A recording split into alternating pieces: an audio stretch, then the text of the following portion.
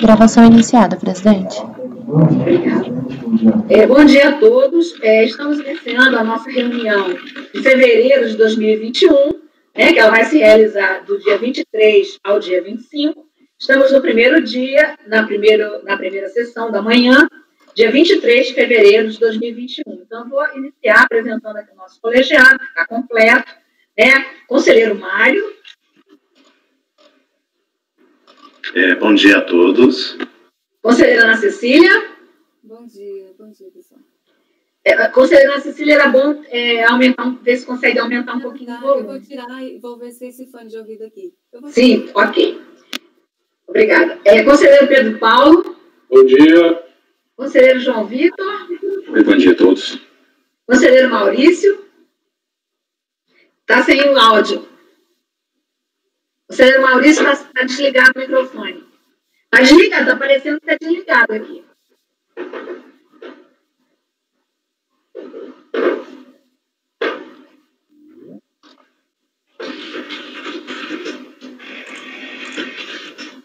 Ligou, presidente? Sim. Pronto. Conselheiro Maurício.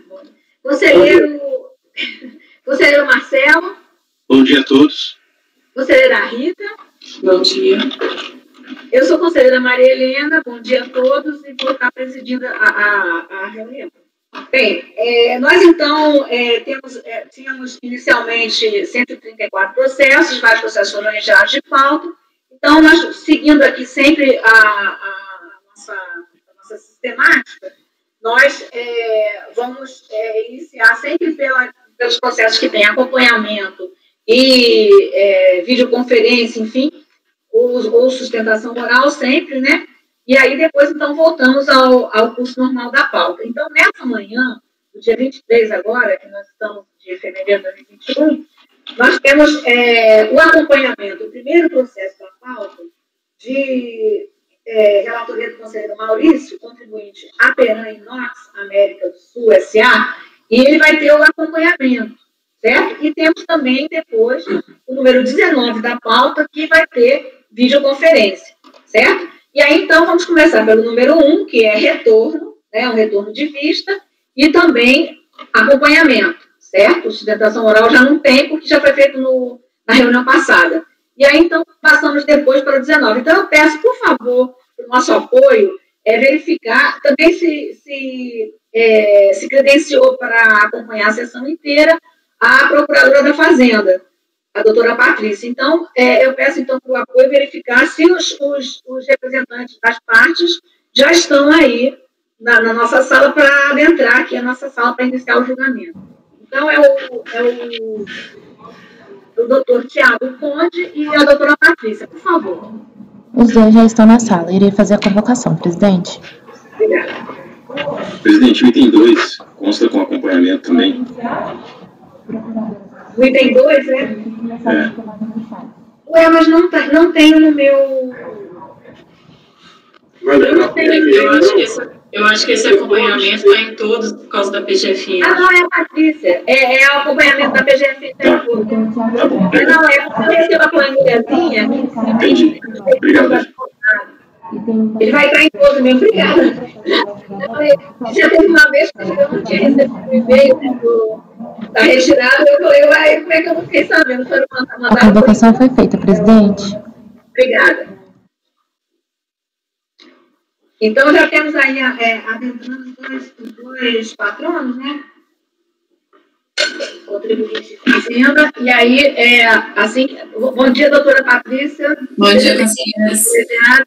Bom dia. Bom dia, doutor Tiago, seja bem-vindo.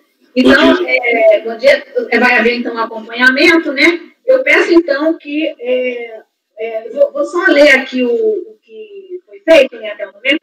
Vista para o conselheiro Mário, convertido em vista coletiva. O relator votou por conhecer do recurso especial do contribuinte no mérito por negar o provimento. Nesse ponto, ao pedido de vista, não votar os demais conselheiros quanto ao conhecimento ou ao mérito do recurso especial do contribuinte. Não foi proferido voto quanto ao recurso especial da Fazenda Nacional. Então, é só para lembrar, a gente tem que fazer essa recapitulação para a gente ver qual é o nosso objeto aqui de julgamento nesse momento, certo? Então, eu peço que o conselheiro faça já um resumo né, e foi à vista para o conselheiro Mário, e nós ainda passamos, essa vista ainda é em relação ao recurso do contribuinte, né? Recurso do contribuinte, não é isso? E aí, então, faço um resumo do relatório, do voto, e aí a gente passa para a revisão, para o revisor, o conselheiro Mário, que seria também o primeiro a votar. Obrigada. Esse aqui, presidente, são recursos da Fazenda e do contribuinte, né? O lançamento aqui foi diferença de alíquota GILRAT, né? Em função da aposentadoria especial, incidente sobre verbas pagas aqui, abono em acordo coletivo de trabalho, gratificação de retorno de férias e abono regime de trabalho. E o recurso do contribuinte com relação à contagem do prazo decadencial, né? A decisão recorrida entendeu que, se tratando do lançamento, a aplicação era do 1731, e o meu voto aqui havia sido no sentido de entender que essa complementação de alíquota, RAT, não faz com que isso se trate de um novo fundamento legal, né, para o lançamento, né, em relação ao que havia sido declarado, que é a alíquota RAT normal. E aí eu havia encaminhado no sentido de que, em não identificando o pagamento, eu estava aderindo aqui à decisão recorrida por aplicar 173. Mas aí eu refletindo melhor com relação ao posicionamento do colegiado aqui, que por maioria já é consolidado, no sentido de que quando é lançamento de diferença, em se tratando aqui de salário direto, né, a regra a ser aplicada aqui seria do 150. Daí, eu ao final do voto, eu acresci aqui 2 parágrafos, e aí eu peço para lê-los aqui novamente, e agora os parágrafos, né? Todavia, esse colegiado tem posicionamento consolidado, porque eu já havia registrado que não tinha evidência de pagamento das rubricas GILRAT, né? Aquelas competências que estavam sendo discutidas aqui. Mas aí eu acresci 2 parágrafos dizendo: todavia, esse colegiado tem posicionamento consolidado e por esmagadora maioria, no sentido de que, nos casos em que se lançam diferenças de valores declarados em GFIP relacionados a fatos geradores de mesma fundamentação legal, quando então se presumiria o pagamento do valor declarado, a regra a ser aplicada é aquela preconizada no artigo 150 do CTN.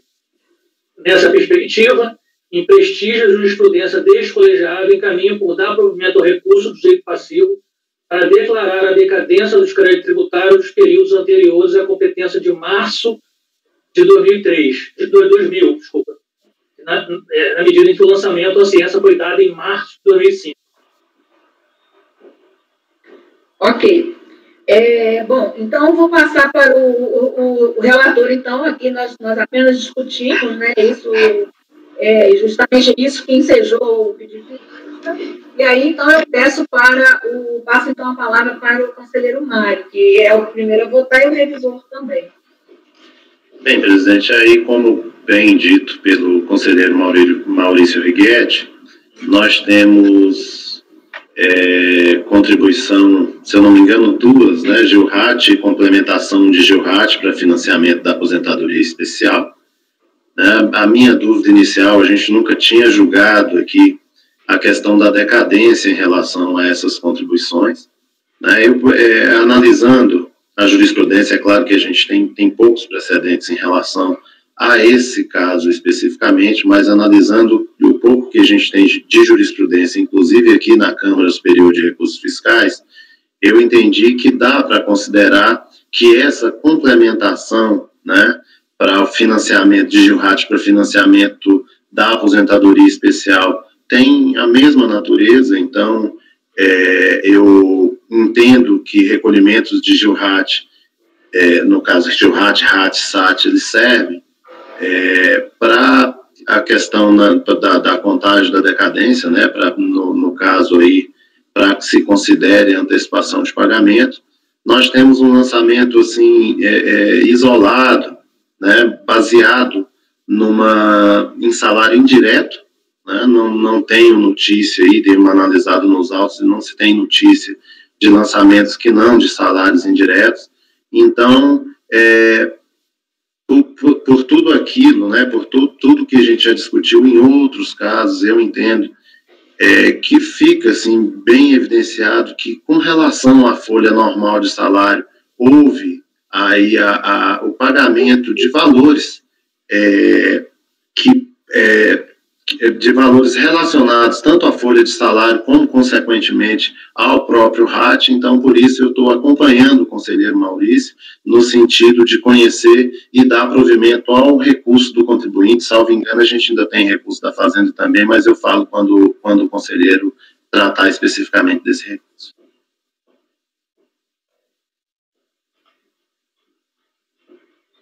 Obrigada. Conselheira Ana Cecília. Eu vou acompanhar o relator nessa parte. Agora está ótimo o som, Ana Cecília. Tirei o fone, eu acho que o fone está com defeito. Perfeito. Conselheiro Pedro Paulo. Acompanho, presidente. Conselheiro João Vitor. Acompanho. Conselheiro Maurício. Desculpe. Marcelo. Você se acompanha? Acompanho o relator, presidente. Estava demorando, né? É o primeiro processo ainda. Na sessão passada não aconteceu isso. Conselheiro Marcelo. Acompanho o relator. Conselheira Rita. Acompanho. Eu também acompanho o relator. Então, em relação ao recurso do contribuinte, por unanimidade de votos, conhecer e, no mérito, dar-lhe provimento. Agora, então, a gente aqui já sempre coloca que, independentemente da sequência lógica, da sequência cronológica dos recursos, a gente sempre segue a sequência lógica, né? Então, o recurso da Fazendeira é o primeiro, mas se ele for por uma matéria periférica ou por alguma coisa assim, a gente primeiro julga o outro. Bom, eu sempre peço para os conselheiros já trazerem até assim para ficar mais fácil para a gente acompanhar o julgamento. Agora, então, vamos ao recurso da Fazenda. Aí, já foi feita até a citação total, não foi? A gente só não julgou, né? Você até já proferiu, já tinha relatado, não é isso? Foi feita a citação oral. Sim. Aí, então, passamos, então, para a Fazenda. Subiram duas matérias, né? Retroatividade benigna. Essa aqui eu estou conhecendo, dessa matéria eu estou conhecendo aqui sem problema, estou, inclusive, transferindo aqui efeito do despacho de admissibilidade. E a outra matéria que subiu é preclusão de decisão extrapetita. Em relação a essa matéria aqui, eu não estou conhecendo. E aí, nesse ponto, sustentou a União que haveria divergência jurisprudencial no tocante à apreciação de matéria não aduzida em recurso, notadamente daquela atinente retroatividade benigna da multa aplicada com no então vigente artigo 35.2 de 2012. Para tanto, apresentou os acordos paradigmas 13.01.00.214, 91.01.00.540, que versam na parte que interessa ao caso, respectivamente, sobre qualificação de multa, resumindo-se a seguinte tese.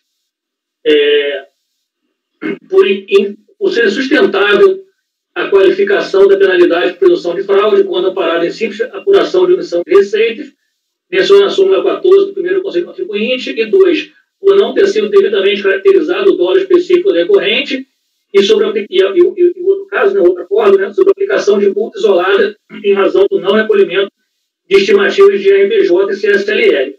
Nesse último paradigma, assentou-se que caberia o sujeito passivo apresentar questionamentos voltados à evidência da multa isolada, não fazendo oportunamente, caracterizou-se a preclusão nos termos do artigo 17 do Decreto 7235, e ainda assim prosseguiu, salientes que nem mesmo no recurso voluntário interessado apresentou razões de defesa contra a multa de ofício isolada. Pelo exposto, voto por dar provimento ao recurso, pressionado da Fazenda Nacional, estabelecer diante da multa isolada.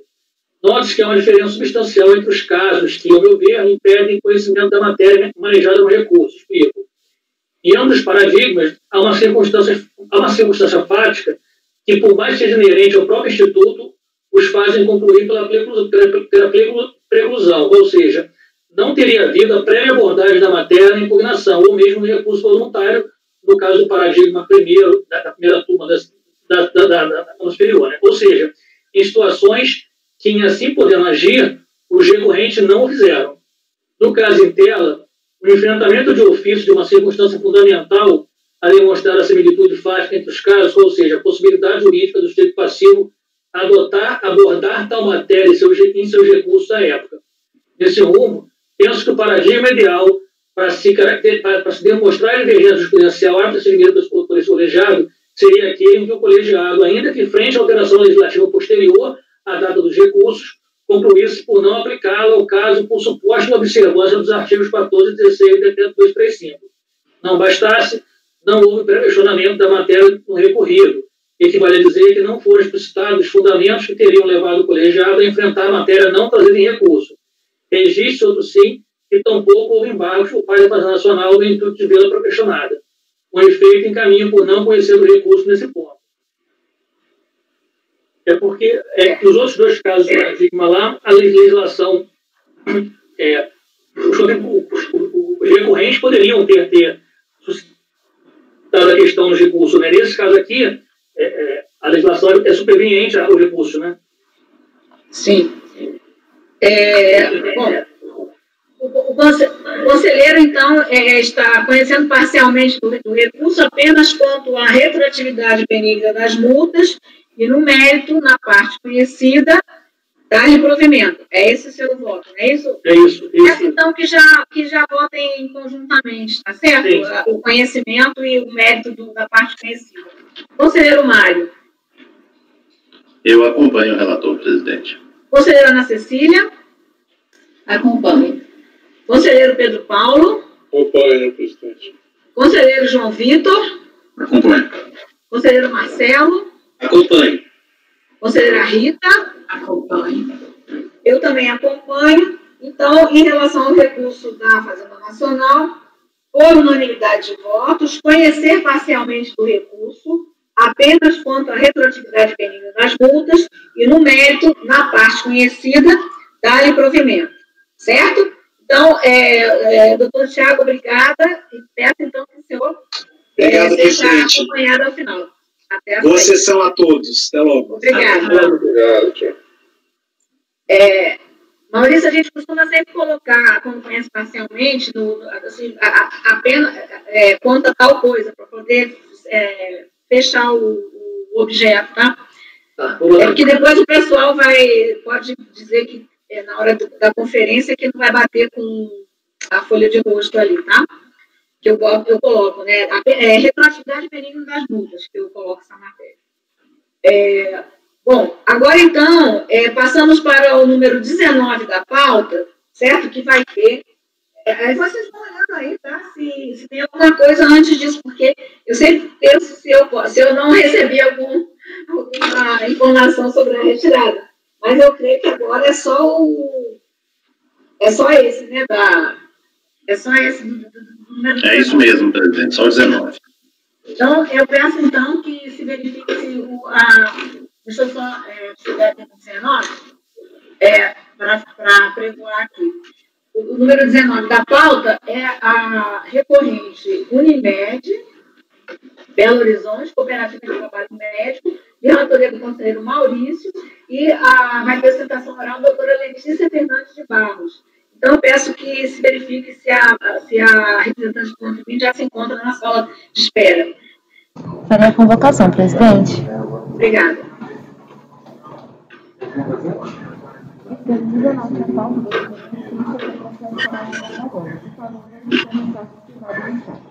Depois 19 da pauta, doutora Letícia, que processo será julgado. Por favor, verificar a mensagem privada no chat. A convocação foi feita, presidente. Obrigada. Vamos aguardar, então. O número 19 da pauta é relatoria do conselheiro Maurício. Vamos, então, aguardar o patrão. A doutora Letícia Fernandes.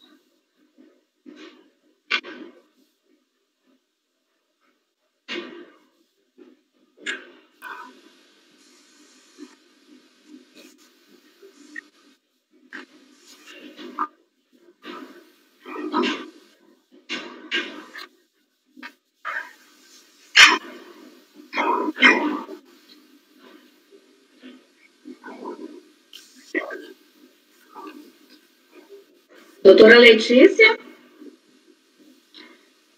já estão aparecendo as iniciais e... Bom dia. Bom dia. Não temos a imagem. E tem... A minha câmera está aberta. Vou fechá-la e abrir novamente. Ah, pois não. Alguma mudança? Não estamos lhe vendo, estamos só ouvindo. O sinal está cinza, parece que talvez estivesse com alguma coisa na internet, que o sinal está cinza.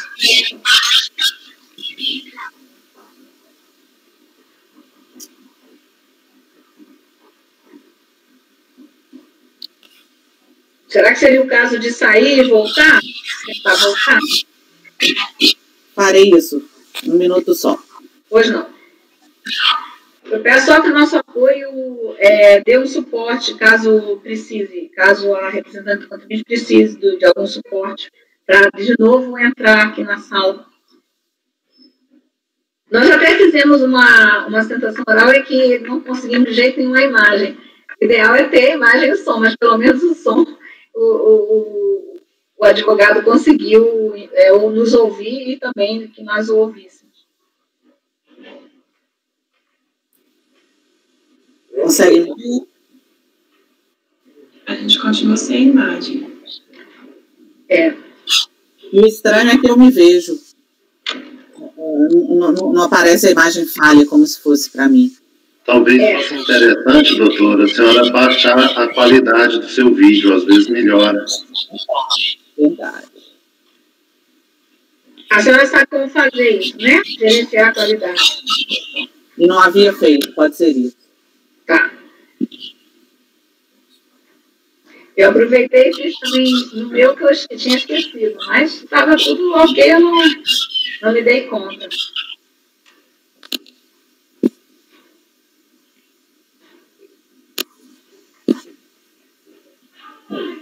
Com baixa definição, visual? Isso. Não, continua do mesmo jeito. A senhora consegue nos ver? Eu consigo vê-los e não necessito de recursos audiovisuais para sustentação. Como a gente testou já 2 vezes, né? Nós teríamos que seguir aqui na nossa sessão.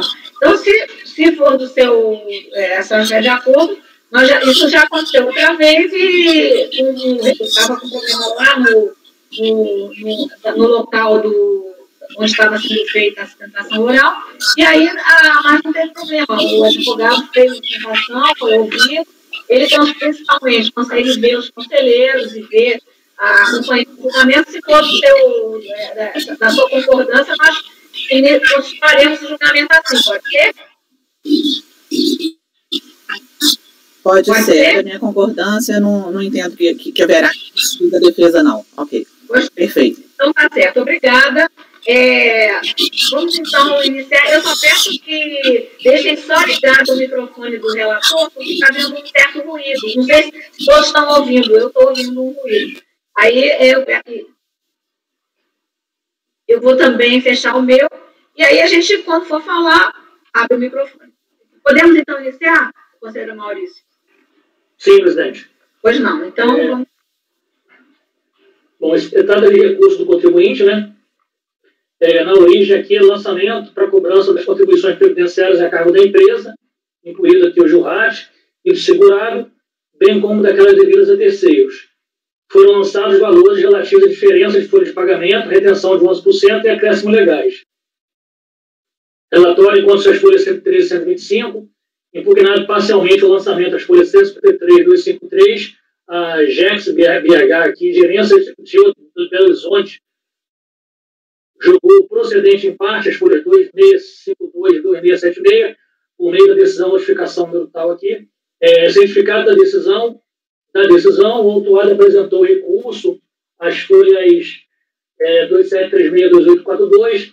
Por sua vez, a segunda Câmara de Julgamento do CRPS decidiu por anular a decisão de notificação acima citada, bem como o acórdão número tal aqui, 00325-2004, na folha 2936 a 2942, foi então proferida nova decisão de primeira instância, aqui decisão notificação 11.401.4.0755/2006, por meio da qual julgou os procedente em parte do lançamento, folhas 3.000 e 3.024, intimado dessa não precisão, feito passeio apresentou um novo recurso administrativo, as folhas 3.042 e 3.138, já no âmbito do CAF, a primeira turma ordinária da 4ª Câmara, após rejeitar as preliminares, negou o cumprimento do recurso por meio do acordo 2401.00.681, as folhas 3292 e 3304. Intimado, o autuado opôs embargo de declaração às folhas 3322 e 3328, suscitando omissão e contradição no acordo de recurso, que foram parcialmente acolhidos pelo presidente da turma, folhas 3384 e 3390, tão somente para que se promova a seguinte retificação. Assim, entendo que o acordo não possui pontos obscuros a serem esclarecidos, contudo, deve ser retificado o acordo apenas para a exclusão do trecho. O período do presente levantamento abrange as competências de março de 2000 a abril de 2003. Folhas 1622, tendo em vista constituir erro material, já que o período do lançamento havia sido corretamente descrito no parágrafo anterior, bem como no período de apuração, folhas 1621. Resignado, o autuado apresentou recurso especial às folhas 3478 e 3518, requerendo ao final, preliminarmente, o retorno dos presentes autos para a primeira turma ordinária da 4ª Câmara para o devido julgamento dos embargos de declaração interpostos, na forma exigida pelo artigo 65 do RICAF. Ultrapassada essa questão, seja conhecido o recurso para anular o lançamento combatido em decorrência da ausência de indicação precisa na NFLT dos elementos fáticos essenciais ao enquadramento dos serviços abrangidos na execução: home care, atendimento hospitalar, ambulância, transporte intra-hospitalar, digitação, informática e atendimento por telefone, na previsão de retenção do artigo 31 e da 8.112 pela verdadeira inexistência de tal seção de mão de obra, bem como pela desconsideração dos recolhimentos efetuados pelas contratadas. E outro ponto, julgar improcedente o lançamento de multa e juros moratórios sobre os valores recolhidos pela recorrente no prazo de 30 dias após o termo da suspensão de sua atividade, sendo plenamente aplicável a espécie a Lei 9.430. Em 14 de setembro de 2015, as folhas 3862 e 3870, foi dado parcial seguimento ao recurso para que fosse discutida a matéria, e somente a matéria, de existência de mora no recolhimento das contribuições previdenciárias, cuja exigibilidade encontrava suspensa devido a liminar e mandado de segurança.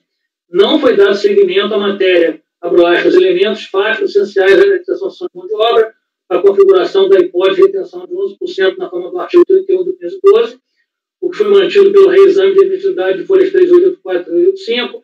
Ainda nesse ponto, a decisão de análise de admissibilidade enfrentou o questionamento acerca do não encaminhamento ao colegiado dos embargos acolhidos em parte pelo presidente da turma, concluindo por negar seguimento ao pedido nos seguintes termos. Nesse particular, não deve prosperar a alegação do recorrente, eis que os embargos foram acatados em parte, exclusivamente para a correção de erro material registrado em passagem do acordo recorrido, sem qualquer prejuízo à recorrente. Esse entendimento foi devidamente esclarecido no conteúdo dos embargos nos seguintes termos. E aí, assim, abaixo aqui, dessa forma, resta evidente que o trecho inimigo corresponde a evidente erro, até porque no parágrafo anterior consta o período correto referente ao lançamento, razão porque deve ser retificado o relatório do acordo. Contudo, entendo que esse erro material nada prejudicou o julgamento do recurso. Verifique-se ainda que a recorrente deixou de demonstrar analiticamente as divergências numeradas com a indicação dos pontos e dos paradigmas relacionados que divirjam os pontos específicos do acordo recorrido, conforme previsto no parágrafo 6 do artigo 67 do RICAF. E aqui, pelo exposto, concluo que os partes de atividade que não estão presentes requisitos para a interposição de recurso especial, motivo pelo qual o segmento ao pedido interposto pelo contribuinte nesta matéria. Não conformado, o contribuinte apresentou novos embargos de declaração às folhas 3891 e 3896, que tiveram segmento negado pela presidente da Câmara Superior, as folhas 3919 e 3926. Intimado em 6 de janeiro de 2019, processo movimentado em 7 de dezembro de 2018, folhas 3957, a União apresentou memoriais, entre aspas, em 19 de novembro de 2019, folhas 3963, propugnando pelo não conhecimento do recurso ou subsidiariamente pelo seu desprovimento, mantendo seu acordo proferido pela turma cor, folhas 3958, 3962. Esse é o relatório, presidente. Obrigada. Então, vamos passar a palavra, então, para a representante do contribuinte, doutora Letícia, por favor, a senhora tem 15 minutos. Obrigada. Me ouvem bem? Sim, perfeitamente. Ilustres conselheiros, a questão que resta agora posta em julgamento é apenas uma parte da autuação, qual seja a exigência de acréscimos legais sobre recolhimento efetuado no prazo de 30 dias a contar do término da suspensão da exigibilidade em discussão judicial do contribuinte. A discussão, então, apesar da autuação ser mais abrangente, o que nós temos aqui em discussão é a aplicabilidade ou não a contribuições previdenciárias do disposto no parágrafo 2º do artigo 63 da Lei 9.430.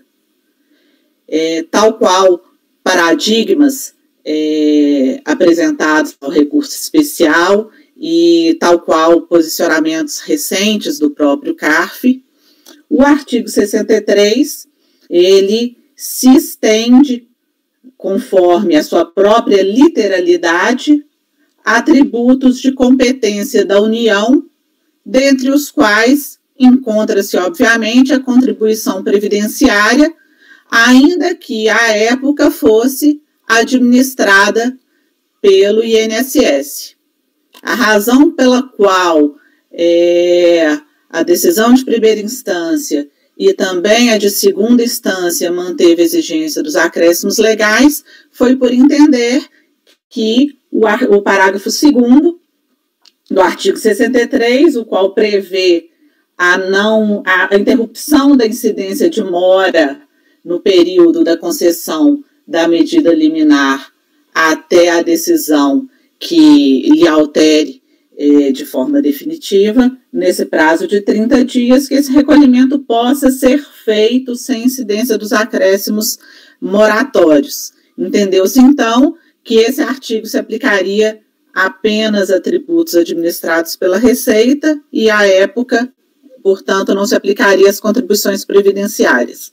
Importante, então, ressaltar que aqui se fala da própria aplicabilidade do preceito, na sua própria literalidade, onde se diz que o tributo é de competência da União e, independentemente da sua administração, a competência permanecia sendo da União, o que justifica aqui a sua aplicabilidade, tal qual os paradigmas apresentados e, portanto, a reforma do acórdão recorrido nesse trecho.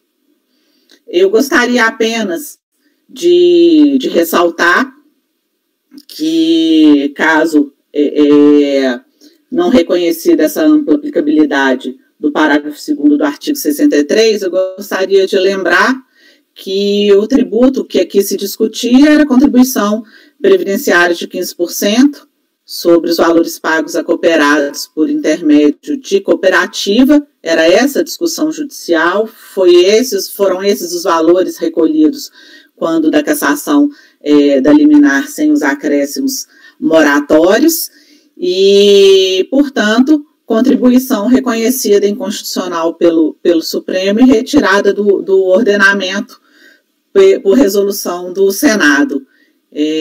Portanto, ainda que não se entendesse aplicável o parágrafo 2º do artigo 63 da 9.430 a essa contribuição previdenciária, é importante ressaltar aqui que, até por economia processual, não persistem esses acréscimos moratórios, já que o próprio principal foi considerado inconstitucional pelo Supremo e retirado do ordenamento jurídico, e, de toda forma, hoje já se operou o trânsito em julgado em relação a essa que era a discussão impetrada pelo contribuinte. São esses os pontos que eu gostaria de ressaltar reiterando a necessidade do provimento do recurso especial em relação a esse ponto que resta em discussão. Muito obrigada. Obrigada. Podemos, então, passar ao voto? Por favor. Aqui tem uma questão de conhecimento aqui que eu queria trazer para o colegiado, né? Eu fiquei realmente na dúvida, porque é a primeira vez que eu relato essa matéria, né? E também não é muito comum no colegiado, pelo que eu pude pesquisar, né? Então, vamos lá. O Conselho Parcial tomou ciência do acordo do recurso voluntário em 19 de fevereiro de 2010, sexta-feira, apresentou embargos tempestivos em 22 de fevereiro de 2010, na sequência tomou ciência do despacho de acolhimento parcial dos embargos em 14 de março de 2011, conforme atestou o despacho de exame de admissibilidade, e apresentou tempestivamente recurso especial em 29 de março. Com isso, passo a análise dos demais pressupostos para sua admissibilidade. Como já relatado, o recurso teve segmento admitido para que fosse discutida a matéria, e que a matéria, na existência de mora no recolhimento da produção judiciária, a possibilidade contábil suspensa, devido a eliminar a mandado de segurança. O acordo recorrido, embargado, foi assim emendado naquilo que importa ao caso. Aí, foi na final da emenda, né? O contribuinte inadimplente tem que arcar com o ônus de sua mora, ou seja, juros e multa legalmente previsto. O artigo 63 do 130 não se aplica aos casos de recolhimento em atraso de produção previdenciária, visto que inexistia multa de ofício no lançamento. A decisão foi de negar provimento, né? Rejeitou preliminar e negou provimento do recurso. Conhecimento. O colegiado da COR vazou o entendimento de que não se aplicaria ao caso o disposto no artigo 63 da 9.130, já que não haveria multa de ofício no lançamento. Confira-se. E aí eu reproduzi aqui, né? Já recorrente, pretende ver aplicadas as disposições daquele artigo 63, para tanto aduziu que no tocante à aplicação da multa e juros monatórios no pagamento de contribuições previdenciárias, as competências de abril de 2000 a dezembro de 2000, são aí 8 meses, né? Realizados em fevereiro de 2011, os recolhimentos foram em atraso, né? Essas 8 competências foram recolhidas em fevereiro de 2001. A autuação se revelaria ilegal, já que a empresa encontrava-se amparada por liminar judicial autorizadora do não recolhimento de tais valores até a resposta dos embargos de declaração opostos e que restaram rejeitados em 16 de janeiro de 2001. Que não recolheu o tributo e deixando de existir a causa de suspensão de sua atividade, como teria ocorrido no presente caso, haveria o contribuinte realmente que efetuar seu recolhimento, porém, sem incidência de multas ou juros, eis que inexistente mora até o 30º dia subsequente, consoante preveria o artigo 63, parágrafo 2º da 30. Na sequência, apresentou os paradigmas acordo 205.00995, 205.0169, no intuito de demonstrar a divergência jurisprudencial. O seu turno, a Fazenda Nacional, em que pese ter pugnado pelo não conhecimento do recurso, não trouxe elementos que dessem amparo ao pleito. Pois bem, passando aos paradigmas, nota-se que tanto o acordo 205.00995 quanto o de número 205.0169 vazou seu entendimento que mesmo no âmbito do lançamento de ofício para prevenir a decadência, contribuições previdenciárias, não haveria incidência de multa de mora desde a concessão de medida liminar. Veja-se. E aí as emendas aqui dos julgados, né? Voltando ao caso desses autos, e segundo relatado na decisão anulatória do CRPS, o lançamento teria envolvido os seguintes fatos geradores. Lançamento integral, né? A diferença de folha de pagamento em face de erro de soma de parcela destinada ao INSS referente à competência de outubro de 2000. 2. Retenção de 11% sobre o valor do serviço prestado mediante cessão de mão de obra, artigo 31, né? Pelas empresas interim, e várias empresas aqui, né? No período de fevereiro de 99 a maio de 2002, e o item 3 aqui, acréscimos legais apurados em 2 de 2001, fevereiro de 2001, né? Sobre contribuições recolhidas em atraso incidentes sobre os valores de notas fiscais de cooperativas referentes às competências de abril a dezembro de 2000. Revisitando o relatório fiscal, não se consegue identificar uma linha sequer dispondo que o lançamento estaria se dando para prevenir a decadência, ou mesmo se havia qualquer medida judicial suspendendo o crédito tributário relacionados aos fatos geradores lançados. A própria instância, além de concluir pela não aplicação do artigo 63 da 930 às contribuições previdenciais, também teceu considerações acerca do que teria sido efetivamente lançado. Vejamos. A notificada contesta também o lançamento relativo aos acréscimos legais exigidos para as contribuições relativas ao período de abril de 2000 a dezembro de 2000, alegando suspensão da elegibilidade por força liminar tal, né? A liminar e a aplicação do artigo 63, parágrafo 6 da 930. A hipótese. Destaca-se, entretanto, que conforme o item 12 da norma fiscal, houve recolhimento, portanto, não se trata de valores discutidos judicialmente pela empresa, mas de valores recolhidos em atraso. Desde sua impugnação parcial, o recorrente vem tentando vincular os acréscimos legais lançados, item 3 acima, né? Destaquei, a aventada liminar obtida por meio do mandado de segurança 2038-007415. No caso em tela, argumenta-se que os valores das competências de abril de 2000 a dezembro de 2000 teriam sido recolhidos em fevereiro de 2001 por ter caído a liminar outrora concedida. Note no contexto acima que são situações fáticas simplesmente distintas e que poderiam levar os colegiados paradigmáticos a não decidirem de forma como decidiu. Explico. Lá, os paradigmas, né, o lançamento teria sido dado por primeira decadência, ou seja, efetuado no momento em que vigente a medida liminar suspensiva. Não sendo necessário, o colegiado requerir acerca do período em que esteve vigente a ordem, em outras palavras, não se tem por prescindível, seja provado o momento em que a ordem eventualmente perdeu sua eficácia. Já neste caso, como o lançamento se deu após o período em que cair a liminar, haveria necessidade de se comprovar tanto a data da concessão da medida, como a da publicação da decisão judicial que venha a considerar devido o tributo ou a contribuição nos termos do parágrafo 2º do artigo 63. Nesse rumo, diferentemente dos outros casos, neste haveria necessidade de revisitar o conjunto probatório, o que não me figura cabível em sede de recurso especial. E aí, presidente, estou encaminhando por não conhecer do recurso. Resumindo, né, é porque, nesse caso, o lançamento não foi explicitamente feito para a primeira decadência, não foi isso que foi informado lá. E aí essa discussão veio desde a partir da impugnação. E aí, como os paradigmas são lançamentos efetuados durante a vigência da medida, em que não há necessidade de verificar a data em que a medida perdeu, porque tem um período, né, a partir do qual há incidência. Né? Então, se a medida se eliminar, na forma do artigo 63, né, se a liminar cai, também tem um prazo para recolher. Né? E essa análise assim, não foi feita no caso, né? Assim, a razão pela qual o lançamento não foi feito para prevenir a decadência. Por mais que o contribuinte pudesse estar efetivamente amparado por uma liminar, a questão é que essa análise de quando a liminar caiu, se o recolhimento foi feito dentro de 30 dias, se não foi feito.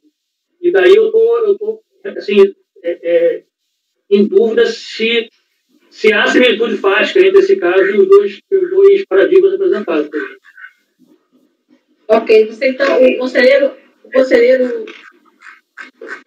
relator está não conhecendo do recurso. Conselheiro Mário.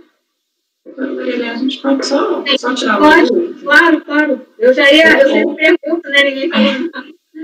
Ô Maurício, mas aí a discussão da tese não é exatamente com relação ao período que tecnicamente teria sido discutido? Assim, pelo que eu entendi, o pedido é que esses encargos, né, pelo pagamento em atraso, eles sejam somente após a cassação da liminar. Embora a gente não esteja no lançamento preventivo de decadência, a ideia da discussão não é, enquanto eu tenho um lançamento preventivo de decadência, né, e a liminar estiver vigente, eu não aplico os encargos. Nesse caso aqui, embora tenha sido lançamento de ofício, porque já não existia mais a liminar, não é exatamente do período, para o período que o contribuinte está discutindo, a tese não seria essa?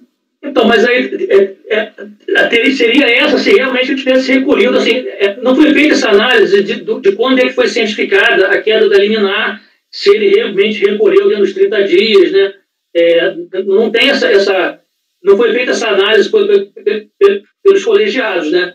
E assim, é claro que o simples fato de não ter feito lançamento para prevenir decadência, se alguém tivesse analisado essa questão, não, a liminar caiu e o contribuinte acabou recolhendo dentro dos 30 dias. Mas ainda assim não se aplica o 63, porque esse 63 só se aplica para tributos administrados pela antiga Receita, né, não para opções previdenciárias. Aí sim, eu acho que deveria espaço para discutir a tese, mas nesse caso, não foi feita essa análise. Assim, a gente pode eventualmente definir que se aplica às contribuições previdenciárias, como eu estou de fato encaminhando aqui, caso seja vencido pelo conhecimento, por aplicar, até porque tem precedente nosso, mas a questão é, o caso em si, aplica-se essa jurisprudência nossa, porque essa análise de que foi feito o recolhimento dentro ou depois de 30 dias não foi feita, né? Até porque mas aí isso não podia ficar para execução ou mesmo, não sei, mandar descer para poder analisar se ele cumpriu os requisitos? Aí seria uma alternativa, mas aí seria, a gente estaria tentando arredondar o conhecimento, né? Mas eu acho que não... Eu acho que, assim, eu não li os paradigmas ainda, porque pela ementa...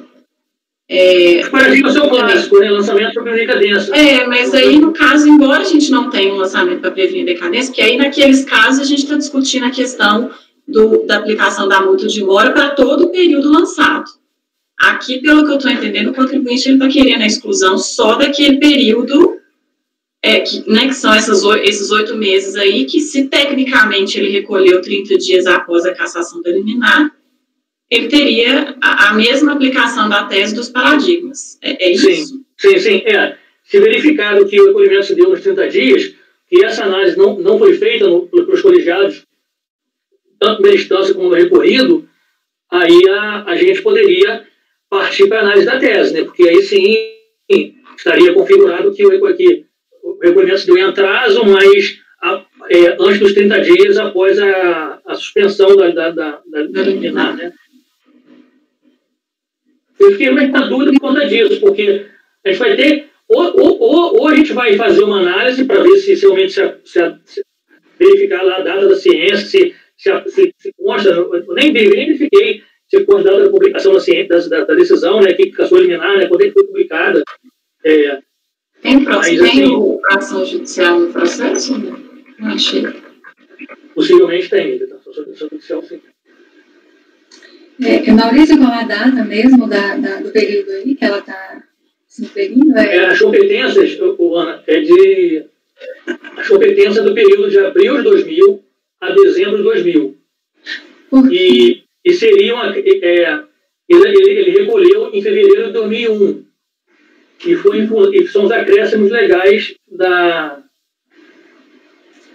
Ele recolheu sem os acréscimos. Ele recolheu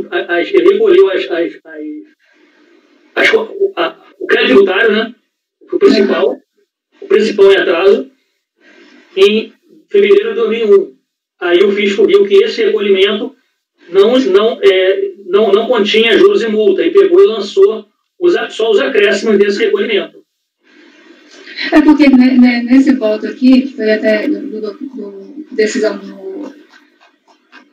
CRPS, aí tem no relatório dessa decisão, lá no finalzinho da folha 2.938, tem uma informação falando o seguinte: em cumprimento de diligência, os autos foram remetidos para a Procuradoria, que se manifestou pela aplicabilidade do artigo 63, parágrafo 2º da norma 430, as contribuições administradas pelo INSS, por meio da nota técnica 214/2004, informou-se que a liminar que havia sido concedida à recorrente foi cassada em 17/10/2000. O feito foi julgado improcedente e a apelação interposta não foi julgada. Está no relato dessa decisão aqui do CRPS, né? Então, parece que em 10, deixa eu só reler bem aqui, em 17/10/2000, caiu a liminar. A liminar agora não fala quando foi concedida, mas fala que foi cassada. Mas então, aí a gente vai fazer essa análise. Se a gente se apegar a essa data, o recolhimento foi em fevereiro de 2001, logo 30 dias após, né? Assim, ultrapassados os 30 dias, né?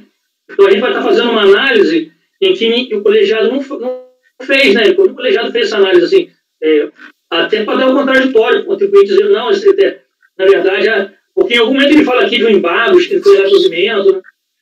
Essa informação de que a liminar caiu em abril, em outubro de 2000, pela Procuradoria, essa data ela não tá coincidindo com o período lá que o contribuinte informa que foi quando ele perdeu os embargos lá e ficou definitiva a cassação da liminar dele, vamos dizer assim, né? Que aí, por essa data do contribuinte, por essa data que ele traz, o contribuinte, o recolhimento em 21 de fevereiro, né? Esse recolhimento que ele fez aqui estaria aqui dentro dos 30 dias. Então, a questão é essa. Qual foi a data que ele tomou ciência de quem caiu a liminar? É a principal informação. A informação Agora, eu só fiquei numa outra dúvida também agora, Maurício, porque assim, a patrona colocou que, já que esse não é um lançamento preventivo de decadência, não tem a questão da concomitância, porque ela falou que a ação judicial foi julgada favorável ao contribuinte, porque se trata de cooperativo. Então, mas a concomitância, porque aqui é acréscimos legais, né? Pode ser até que se entenda que esteja dentro ali da discussão principal, né? A acréscimo legal seria absorvida pela matéria principal, que é a incidência ou não da contribuição sobre os 15% sobre a nota, né? Cooperativa. Mas aqui a discussão incide juros e multas sobre recolhimento previdenciário, né? Lá parece que a discussão é incidência. Esse acréscimo, ele é só com relação à rubrica das cooperativas, dos 15%, pelo que você colocou no seu relatório. Sim, pelo relatório fiscal, sim. Pedro, tá sem som, Pedro. Você falou alguma coisa?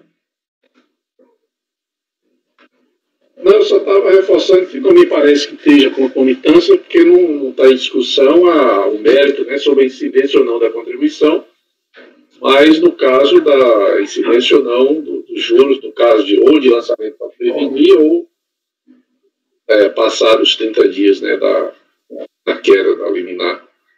Agora, os paradigmas também tratam de situação em que houve a revogação, a queda da liminar e o recolhimento foi feito depois, ou trata da incidência dos juros ou não? Os paradigmas, se eu me recordo bem, são aqueles casos clássicos em que o fisco já lança com a julgada suspensa.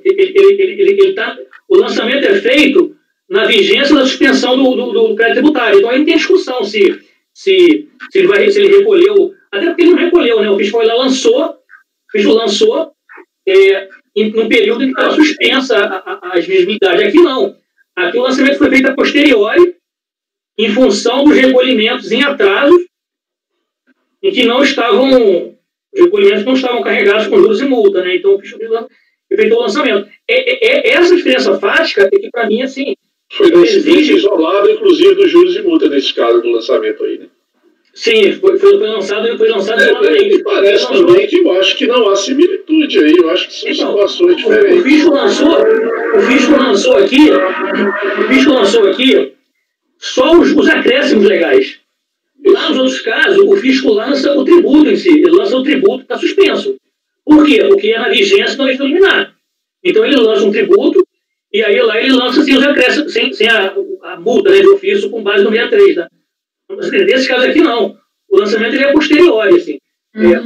A discussão aqui, ela vai prosseguir, vai prosseguir aqui na unidade de origem, até por conta da questão da inconstitucionalidade lá do principal, né? Assim, isso vai prosseguir essa discussão, né? Mas aqui, eu acho que por recurso especial, eu tenho dificuldade, porque a gente vai exigir a gente... Uma dúvida é a seguinte, parece-me que o principal que levou a decisão nos paradigmas não está presente no recorrido, é isso? A razão principal lá não está presente. Hein? O principal recorrido? O principal não estou falando do tributo. A razão principal para nos paradigmas ter se aberto essa questão dos juros não está presente porque neste não foi no contexto da decisão judicial, e sim depois, na hora do recolhimento, é isso? Então, o principal valor, estou falando a razão. Sobre esse aspecto, assim, o lançamento lá foi feito na vigência da medida liminar. Aqui não, o lançamento foi feito a posteriori, e aí se traz uma discussão se traz uma discussão de que o lançamento, de que o recolhimento havia sido feito dentro dos 30 dias da queda da liminar, né? Assim, a tese, como colocou a Rita, a tese é interessante para se discutir. O problema é que, para aplicar aqui, teria que certificar que, pelo menos, que o recolhimento se deu a menos de 30 dias da queda da liminar. E pela informação que a Ana acabou de ler aí, já tem uma data que diverge da informação que a gente passa aqui, que a liminar só perdeu o efeito mesmo com a rejeição dos embargos. Fala uma coisa aqui que leva essa data da queda da liminar para frente. E aí faz com que o recolhimento efetuado em fevereiro fique dentro dos 30 dias. Já por outro lado, essa outra informação de outubro de 2000 aí faz com que o recolhimento seja mais de 30 dias. Então, é uma informação importante para se trazer. Mas nada disso para o conhecimento. O conhecimento você tem que olhar. Se isso era importante, tinha que estar no voto. E no acordo recorrido.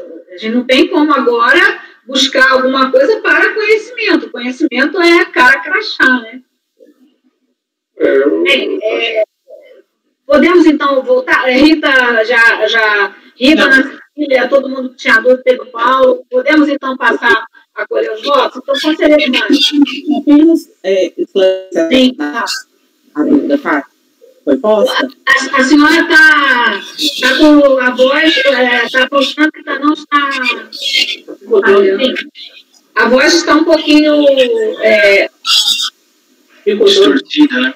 Pode falar. A voz de... Doutora Letícia, a senhora quer falar, é isso? Isso. Gostaria de esclarecer a dúvida com relação à data do término da liminar. Apesar do relatório não polemizar a existência da medida liminar e da sua queda, em impugnação foi apresentado como defesa o recolhimento do prazo de 30 dias da intimação que se deu em função do julgamento dos embargos de declaração em 16 de janeiro. Essas datas foram apresentadas em impugnação e não foram, não constam do acórdão recorrido, porque não foi considerado controvertido em relação a esse ponto. Obrigada. Em relação a 63. Obrigada. Obrigada. Podemos, então, seguir no julgamento? Conselheiro Mário. Presidente, assim, eu até olhando o voto do conselheiro Maurício, a parte do mérito aqui, né, eu tenho dificuldade de analisar esse mérito. Eu acho que as situações retratadas nos paradigmas, na minha visão, a despeito do que se tem na discussão de mérito, na minha visão, ela é bem diferente do que é tratado no recorrido, do que é tratado no recorrido. Né? No recorrido não tem nenhuma discussão acerca dessa questão de lançamento para prevenir decadência, é única e exclusivamente a questão da aplicabilidade do parágrafo 6º do artigo 63 da 9430. Então, eu tenho assim, uma grande dificuldade em enxergar uma similitude que possa me levar a conhecer esse recurso especial com base nos paradigmas que foram apresentados. Então, eu vou acompanhar o relator no sentido de não conhecer do recurso especial. Obrigada. Conselheira Ana Cecília. Eu também estou entendendo que as situações aqui, elas não têm similitude fática e, de fato, o conselheiro relator, eu concordo com os argumentos que ele traz aqui no voto, no sentido de que fica inviável reconhecer a divergência aqui, diante dessa ausência de similitude entre os fatos narrados aqui, no acórdão recorrido e no paradigma. Então, eu vou acompanhar, quanto ao meu conhecimento. Conselheiro Pedro Paulo. Acompanho o relator, presidente. Conselheiro João Vitor. Acompanho o relator. Conselheiro Marcelo. Presidente, eu vou abrir a divergência. Eu entendo que, lendo aqui o voto recorrido, ele trata da não aplicação, ele fala que não se aplica o artigo 63 aí, nas contribuições previdenciárias. E olhando até os paradigmas colocados, eles falam que sim, aplicam-se.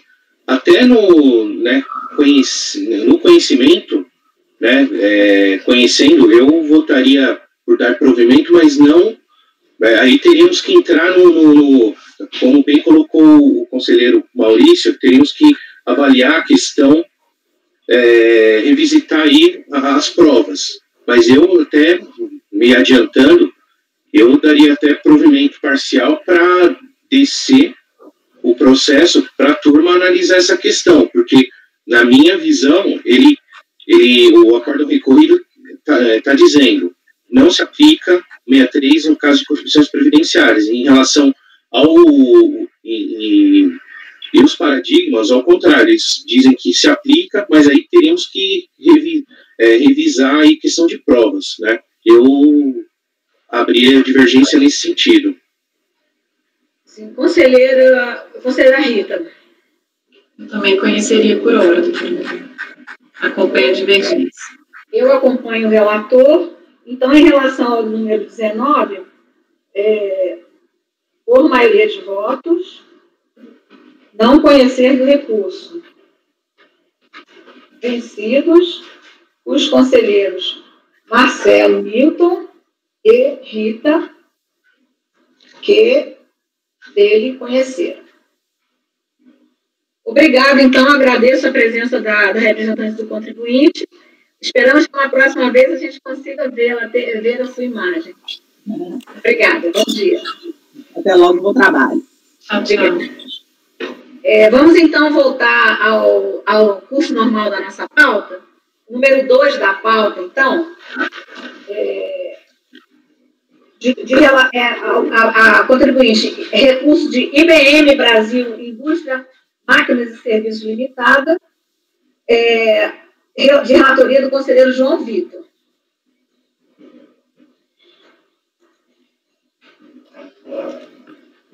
Pois não. Trata-se de recurso especial interposto pelo sujeito passivo contra acórdão de recurso de ofício voluntário e também acórdão de embargo de declaração. O recurso foi parcialmente admitido para a rediscussão da retroatividade benigna. Eu transcrevo a emenda das decisões.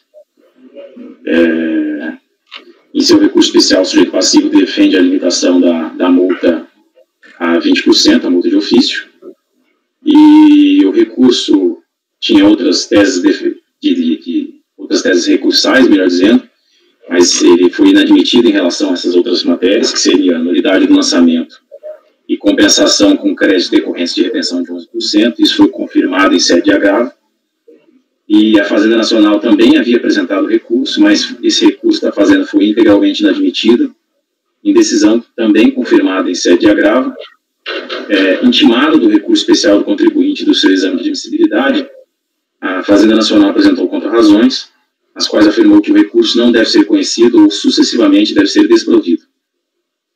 O presente processo foi desmembrado do processo principal final 2007-47, então é por isso que existe uma diferença de numeração. O nosso processo aqui é final de 2018-30, porque é um processo desmembrado do processo originário, que era de 2007. A unidade de origem e a Procuradoria da Fazenda Nacional informaram que o contribuinte teria proposto ação cautelar antecedente para, por meio de apólice de seguro-garantia, propiciar a suspensão da exigibilidade do crédito tributário, o que, todavia, segundo a própria Procuradoria, não afetaria o presente julgamento. Com relação ao conhecimento, só estou conhecendo do recurso, mas a Procuradoria alega o seguinte: ela alega que o recurso do sujeito passivo não deveria ser conhecido, porque no paradigma, o paradigma final 839, nesse paradigma não teria havido lançamento de multa por descumprimento de obrigação acessória. Tratar-se apenas de não retenção de contribuições previdenciárias devidas por cessão de mão de obra, e não teria havido, segundo alega a Fazenda Nacional, o lançamento de multa por falta de informação de fatos geradores em GFIP. Então, existe, diferentemente de outros processos em que a gente trata de retroatividade benigna, aqui existe uma insurgência da Fazenda Nacional quanto ao conhecimento, o que, num primeiro momento, eu estou superando para julgar o mérito do recurso. Então, não sei se os colegas gostariam, porventura, de discutir esse detalhe do conhecimento. Ok? Podemos seguir? Tá. Pois não, conselheiro. Então, eu estou conhecendo... Eu já tomo os votos conjuntos. Ok. Eu estou conhecendo no recurso porque, assim como no paradigma, a decisão recorrida trata de multa aplicável na hipótese de lançamento de ofício de contribuições previdenciárias, e a divergência de interpretações decorre da circunstância de que a regra de direito posta como fundamento da decisão recorrida, essa regra, que foi utilizada como fundamento, então, do nosso acórdão, ela diverge da interpretação do acórdão paradigma. Isso porque, como constatado no exame prévio de admissibilidade, o paradigma fixou o limite da multa em 20%, então aplicou o artigo 35 da Lei 8.212 de 91 com a nova redação, que é a Lei 11.941, ao passo que no acórdão recorrido, essa limitação foi fixada em 75%, que é o artigo 35A. Então, na minha ótica, estaria presente a divergência de interpretações, e quanto ao mérito, aí tratar-se-ia da aplicação clássica da súmula CARF 119, porque no caso concreto houve o descumprimento de obrigação principal, e também houve o descumprimento de obrigação acessória, isso fica claro no item 10 do relatório fiscal, auto de infração DEBCAD final 2754, que é o Código de Fundamentação Legal 68, que enseja a aplicação do citado verbete simular, a súmula CARF 119. Então, estou conhecendo o recurso especial do contribuinte e negando provimento. Bem, eu pergunto se querem que faça a tomada de votos em separado, ou posso, se alguém quer fazer alguma colocação, então eu vou tomar os votos em conjunto. O conselheiro, então, está conhecendo o recurso e no mérito negando provimento. Conselheiro Mário. Eu acompanho o relator. Conselheira Ana Cecília. Acompanho. Conselheiro Pedro Paulo. Acompanho o relator. Conselheiro Maurício. Acompanho, presidente. Conselheiro Marcelo. Acompanho. Conselheira Rita. Acompanho. Eu também acompanho. Então, número 2, por unanimidade de votos, conhecer do recurso e, no mérito, negar-lhe provimento. Sim. Agora, então, o número 3 da pauta é de relatoria do conselheiro Marcelo Milton. O recurso da Fazenda Nacional, aliás, são 3 processos, não é isso? O 3, o 4 e o 5, não é isso? De interesse de município de Londrina. Sim. É o 3, o 4 e o 5. Por favor, conselheiro Marcelo. Os casos são muito parecidos, tá? Inclusive são da mesma ação fiscal, eu identifico isso no voto, mas eu vou iniciar aqui o relatório.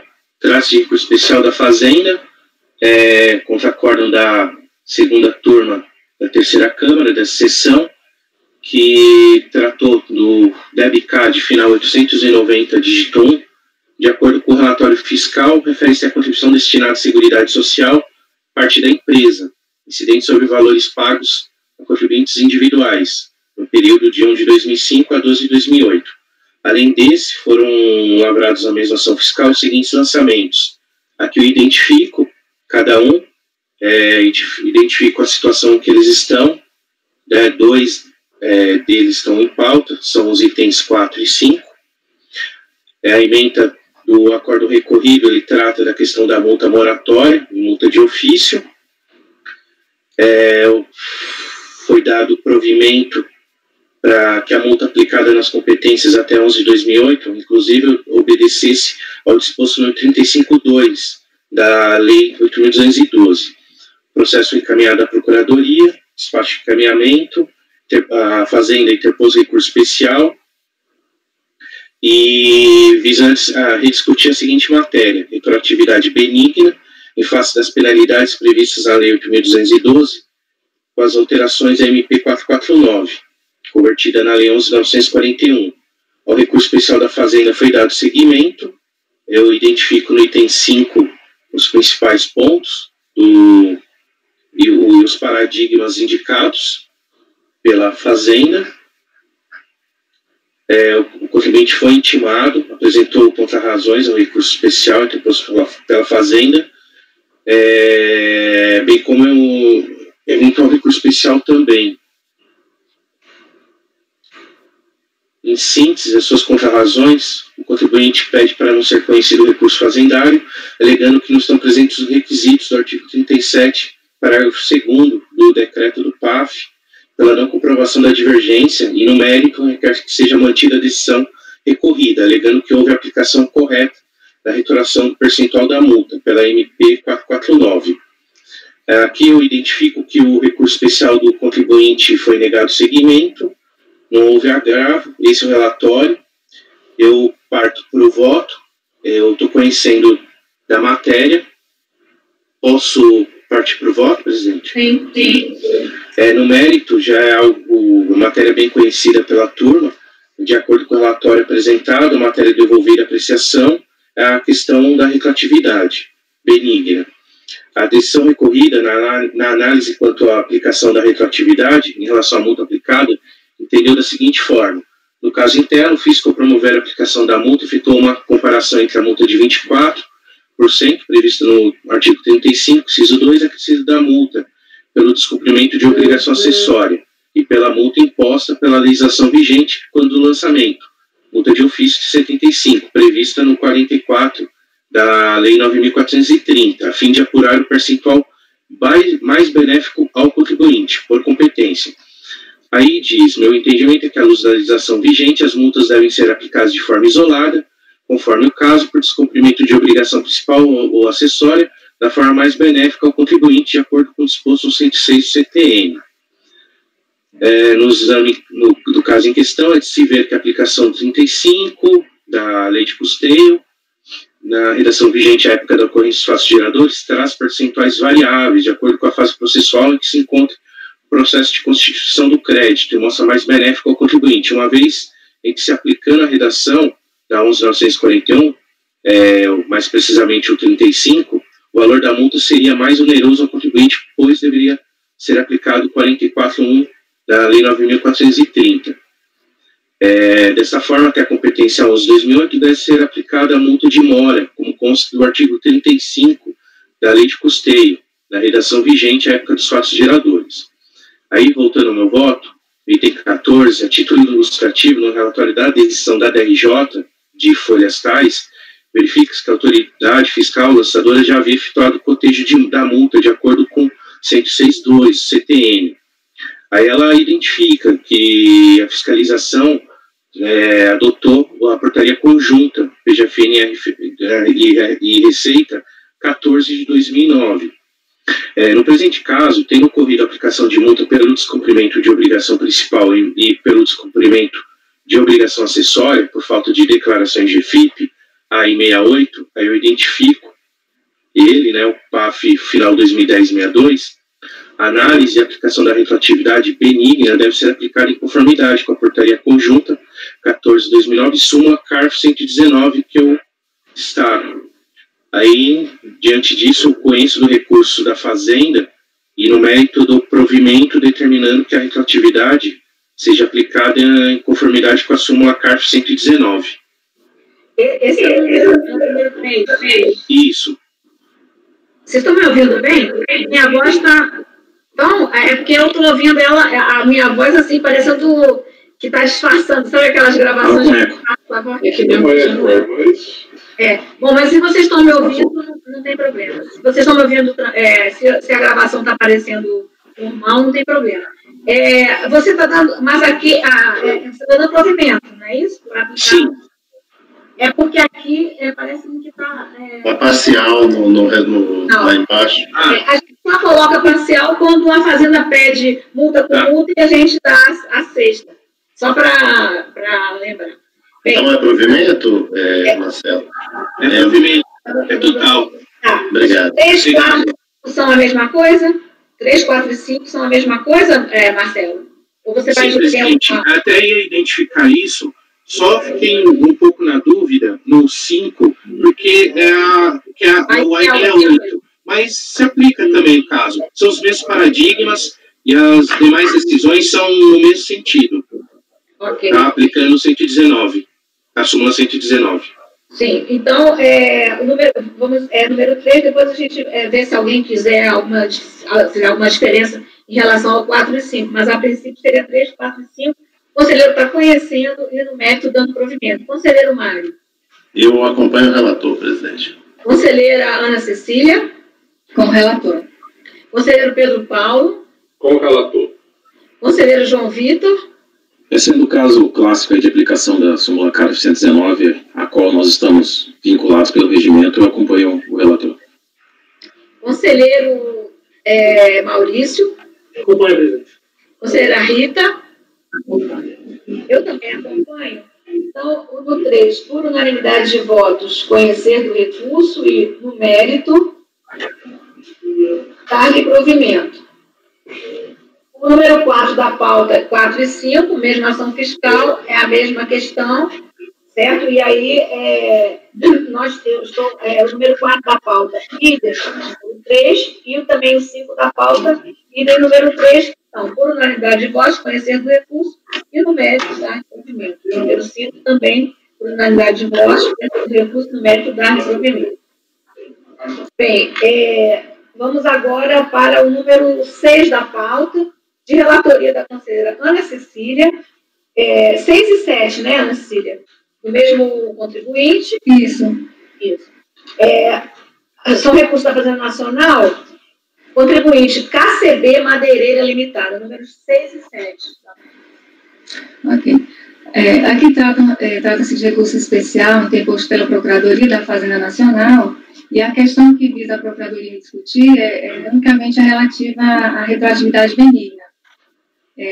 No meu relatório, eu faço a menção aos argumentos trazidos pela Procuradoria da Fazenda, menciono também que o sujeito passivo não apresentou contrarrazões e passo ao voto. Aqui, esses dois processos, tanto o item que a gente está analisando agora, que é o item 6, quanto o item 7, eles tratam de obrigações principais. Contudo, tem a informação no relatório fiscal de que houve lançamento também relativo à GFIP, por ausência, né, de informação daqueles fatos geradores. Então, eu estou considerando aqui que é o caso de aplicação da súmula CARF 119, e por isso eu estou dando provimento ao recurso.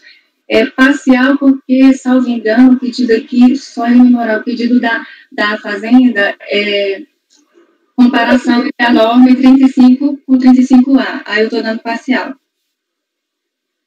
E aí, nesse item 6, estou aplicando a súmula e considerando esse provimento parcial do recurso. Certo. Nos dois casos, as duas são obrigação principal, né? As duas são, certo. Aí, viu, conselheiro Marcelo, então aí, quando a gente, esses casos, quando a gente vai dar o provimento parcial, porque a Fazenda não pediu a sexta, e sim multa com multa. Certo? Perfeito. Conselheiro Mário, já estamos julgando o 6 e o 7, que são idênticos, né, a mesma questão, a mesma solução. Então, a conselheira está conhecendo e, no mérito, dando provimento ao recurso. Conselheiro Mário. Eu acompanho a relatora, presidente. Conselheiro Pedro Paulo. O provimento é parcial, presidente. Desculpa, o provimento parcial para que a retroatividade benigna seja aplicada em conformidade com a súmula CARF 119. Conselheiro Pedro Paulo. Com a relatora. Conselheiro João Vitor. Com a relatora. Conselheiro Maurício.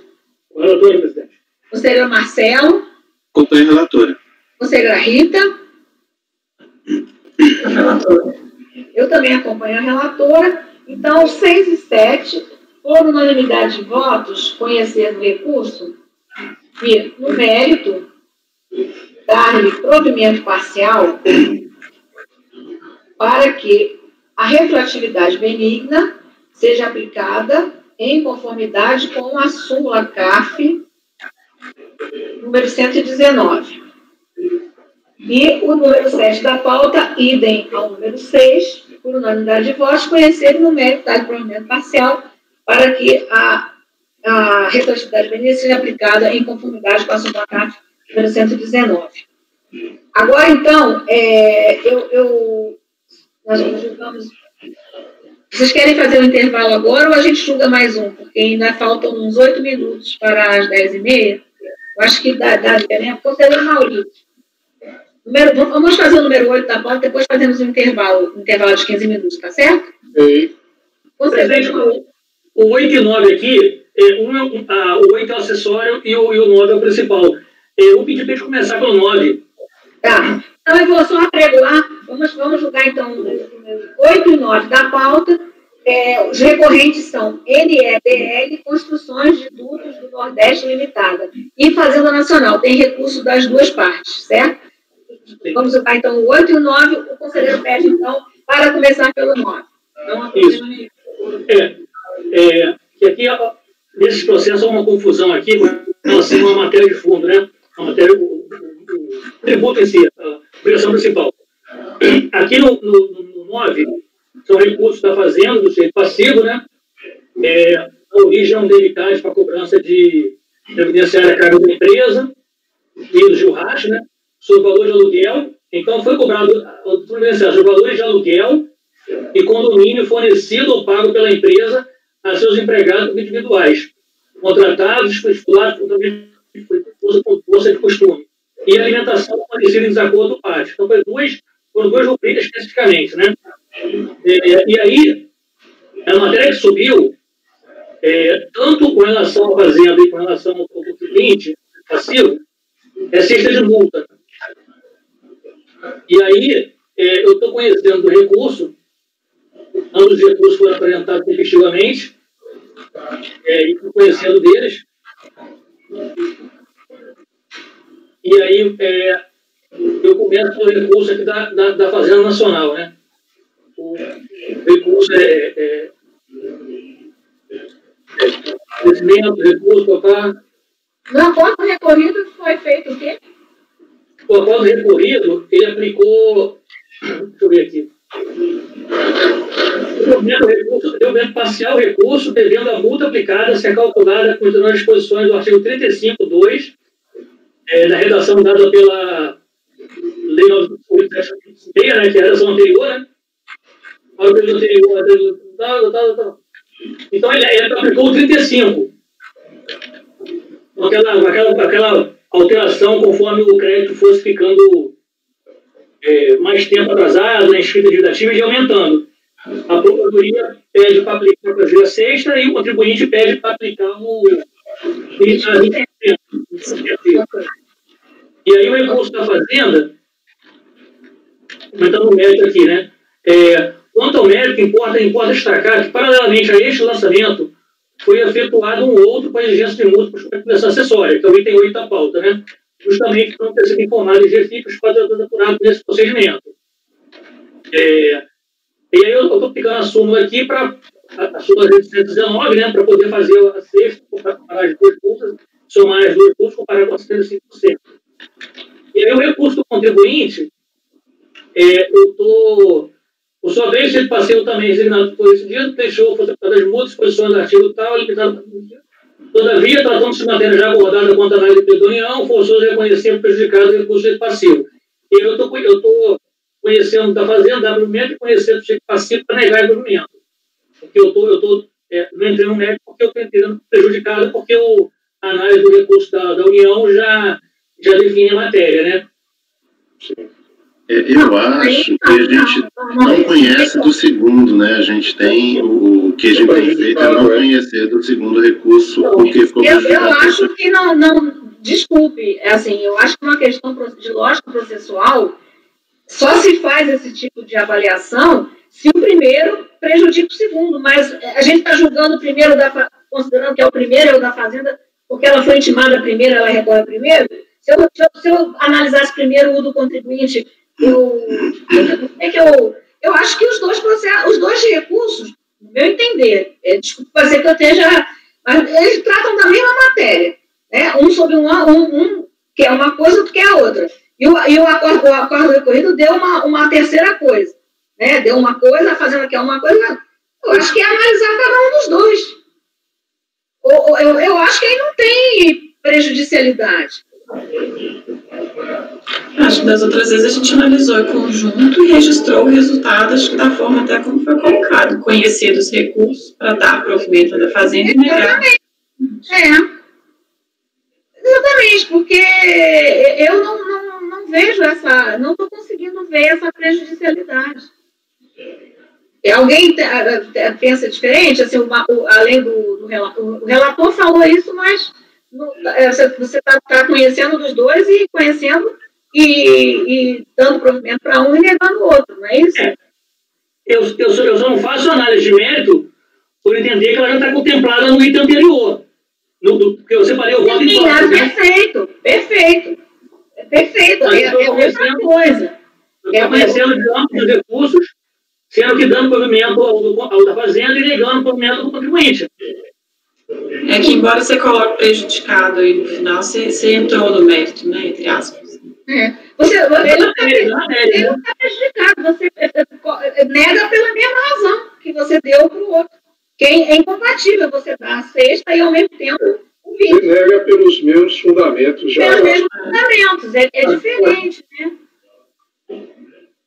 Eu não sei, ficou assim, não sei se... Acho que talvez só trocar, Maurício, antes já abordada quanto à análise ao peso da União, forçoso negar provimento ao recurso do sujeito passivo. Porque, a rigor, a matéria é a mesma, né? Então, as soluções vão ser incompatíveis, não tem como você dar provimento aos dois. A matéria é mesmo, os pedidos é que são diferentes, né? Perfeito, exatamente, os pedidos são diferentes. Agora, não vejo aí como uma prejudicialidade, né? O fundamento é o mesmo. Poderia ter vindo só recurso. Eu gosto de cada um pelo seu lado. Aqui, que vai servir lá para outro processo, né? Na questão de mérito aqui, a questão do principal, né, lá do lançamento, o colegiado. Cadê a decisão? Mas aí a gente precisa votar primeiro esse, não? Vamos. Não, eu sei, eu vou só mencionar o que foi mantido nesse aqui com relação ao tributo em si, né? Foi mantido aqui, né? Aqui, documento ao recurso voluntário, você obriga aluguel, pagando os baldes da letra M, então esse aqui foi dado provimento à questão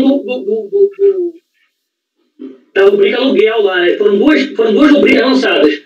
Nesse aqui, na obrigação principal, deu-se provimento ao recurso com relação à rubrica aluguel. Então, vamos guardar essa informação que vai ser útil para outro processo, mas vamos julgar isso aqui.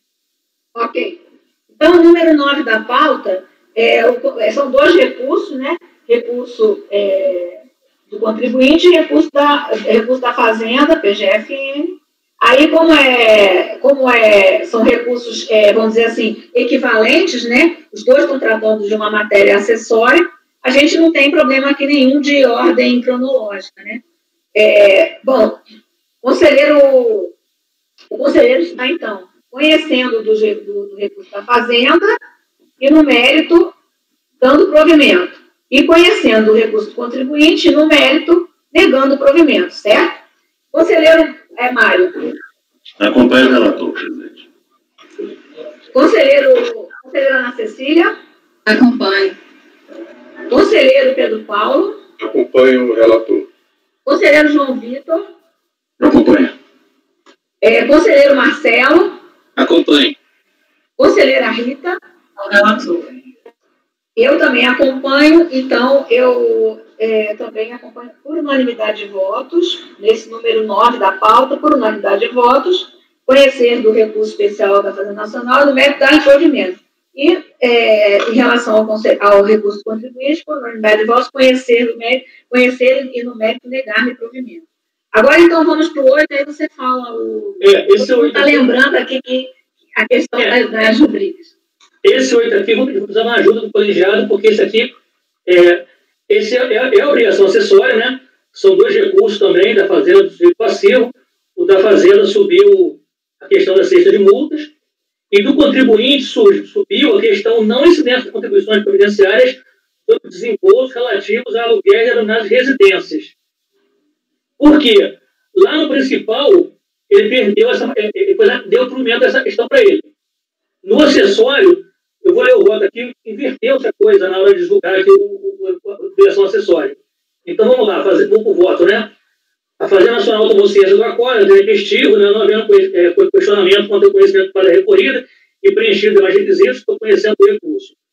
Ele passivo, então, você está tomou conta tomou ciência do acordo recorrido em 13 de abril de 2016, apresentou seu recurso intempestivamente, aí vou passar a análise dos demais pressupostos aqui para o recurso do sujeito passivo. Né?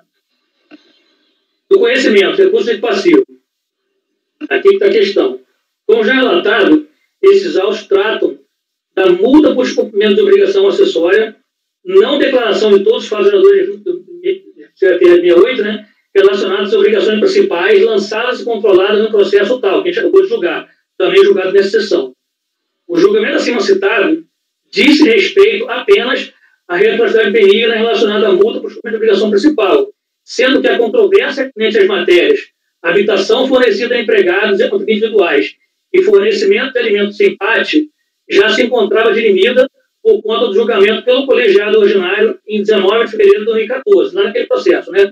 Ocasião em que o contribuinte sagrou-se vencedor apenas com relação à rubrica aluguel paga nos moldes da letra M do parágrafo 9 do artigo 28 da 2212.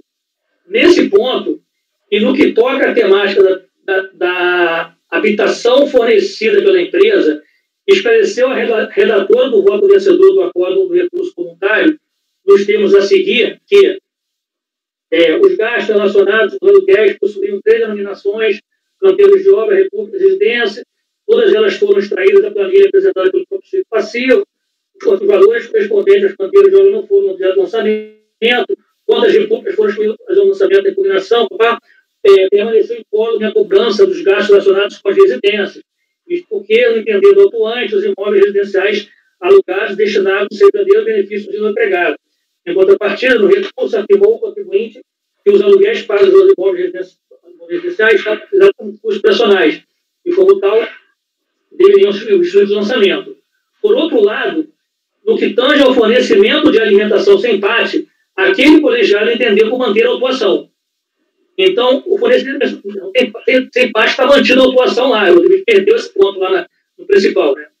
Veja essa emenda daquela decisão, veja essa emenda, decisão daquele julgamento, acórdão tal, do colegiado ordinário, né? Nesse contexto, nota-se que no julgamento das obrigações principais teria sido mantida apenas a parcela do lançamento, em especial aquela que dizia respeito ao fornecimento de alimentação sem empate. Já no julgamento do recurso voluntário destes autos, que se derem em data anterior às obrigações principais e que tratam, repito, do lançamento de multa por cumprimento de obrigação acessória, também teria havido enfrentamento a bem se definir a base de existência das multas das mesmas matérias acima citadas, contudo, com diferentes desfechos. Aí eu explico aqui, né? Manteve-se parcela do lançamento referente ao fornecimento de habitação, notadamente daquelas relacionadas às residências, e exonerou-se a parte atinente aos valores pagos de alimentação. Pois bem, não há como negar a relação de causa e efeito existente entre os lançamentos, sobretudo no que diz respeito à manutenção das multas aqui em exame, a considerar as obrigações principais, então, definitivamente mantidas. Em outras palavras, quando a conformação dos valores aqui lançados ao resultado dos julgamentos, a unidade de origem precisa necessariamente tomar em conta as bases de cálculos que foram definitivamente mantidas por conta do julgamento das obrigações principais conexas. Nesse sentido, penso não haver interesse em recusar o direito passivo, dada a definitividade superveniente das matérias tratadas nos autos de obrigação principal, motivo pelo qual encaminha por não conhecer o recurso. Então, houve uma confusão aqui. Lá no principal, exonerou-se parte do lançamento e manteve outra parte. Nesse aqui, a bem se apurar aí a base de cálculo da multa, né? Ele tornou a entrar na matéria e aí inverteu-se o julgamento. O que havia sido dado aqui, que ele perdeu, o que havia perdido lá, ele ganhou aqui. Então, a coisa ficou assim confusa, né?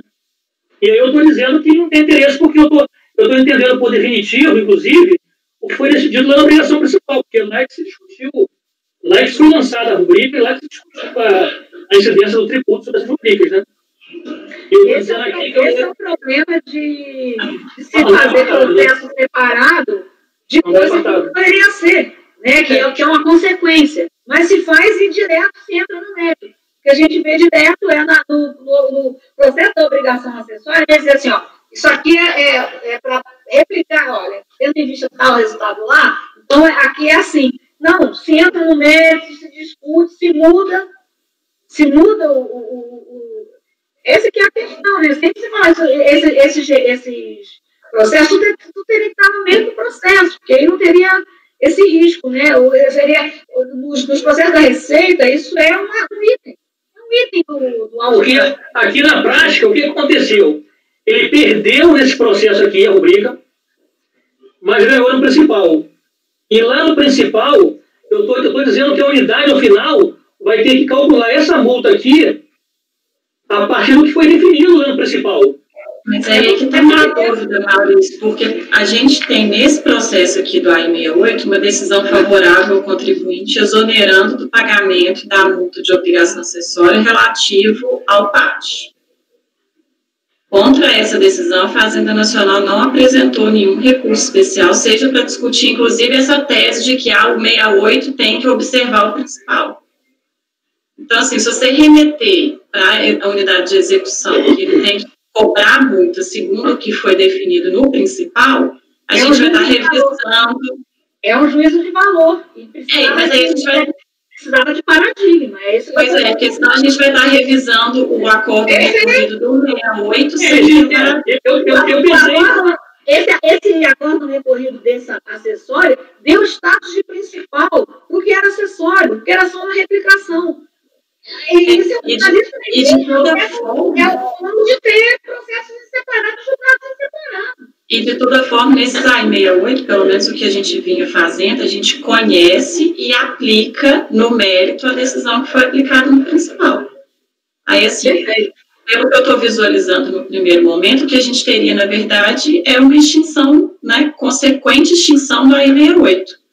Uma parte com relação à questão do PAT, que o próprio colegiado recorrido deu, e a outra parte porque a gente vai estar aplicando a nossa jurisprudência de replicar o entendimento da principal. Então, com relação à rubrica, a gente pode discutir, porque no AI-68 eu acho que a gente não pode mais discutir a rubrica de... Sim, então, daí, assim, dizer que vai aplicar no principal, aplicar no acessório o que foi definido no principal, salvo engano meu, equivale a dizer que a unidade vai ter que conformar esse lançamento que está lá, né? Mas é só deixar claro que ela não pode, por exemplo, querer cobrar o AI-68 de novo sobre o PAT. Porque, com relação à multa do PAT, o colegiado recorrido desse processo ele extinguiu. Então, mas você não acha que esse parágrafo aqui, ele resolve isso? Eu digo aqui, se você delimitar ali de qual que é a matéria que ele tem que observar do principal, eu concordo com você. O meu medo é a unidade de execução entender que, inclusive, com relação ao PAT. Aqui, não há como negar a relação de causa e efeito existente no lançamento, sobretudo diz respeito à obtenção das multas aqui em exame, a considerar as obrigações principais, então, definitivamente mantidas. Em outras palavras, mas a obrigação principal definitivamente mantida, a PAT está mantida na obrigação principal. Não, mantida lá, no outro. Claro, assim, tudo bem, eu posso olhar isso aqui. Em outras palavras, quando a conformação dos valores aqui lançados aos resultados dos julgamentos, a unidade de origem deverá precisamente tomar em conta as bases de cálculo que foram definitivamente mantidas por conta do julgamento das obrigações principais conexas. Mas eu fico... Não, porque... Bom, vai ver, eu estou entendendo... Não estou entendendo o que você está querendo colocar no papel, porque pelo que você está falando, eu estou entendendo que você manteria o AI-68 relativo ao PAT, porque ele está mantido na principal, é isso? Ou não? Sim. Não, aí eu não concordo. Mas porque a multa foi cancelada pelo recorrido. E ninguém recorreu disso. Pois é. Não, peraí. O principal... Eu até acho que nesse caso aqui o contribuinte se beneficiou dos melhores dos mundos, mas assim... mas também na Fazenda nós caberia os cargos, no mínimo um embarque para dizer assim, olha, vocês não estão respeitando o que foi na principal? Vocês estão criando mérito. Delimitando uma lide, aqui nesse AI-68, o que ainda não transitou julgado é uma exigência de multa pela não informação dos aluguéis. É só isso que tem. A multa do PAT já foi extinta. Já transitou julgada essa decisão. Porque não tem recurso.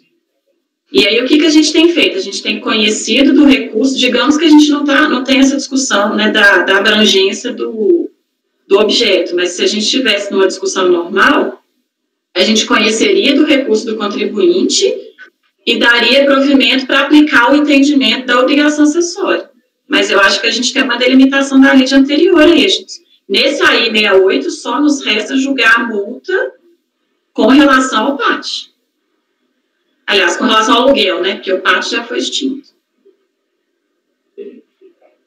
Eu acho que tem que secamente verificar o que cada um está pedindo e tal, negar provimento da parcial, não criar uma recomendação.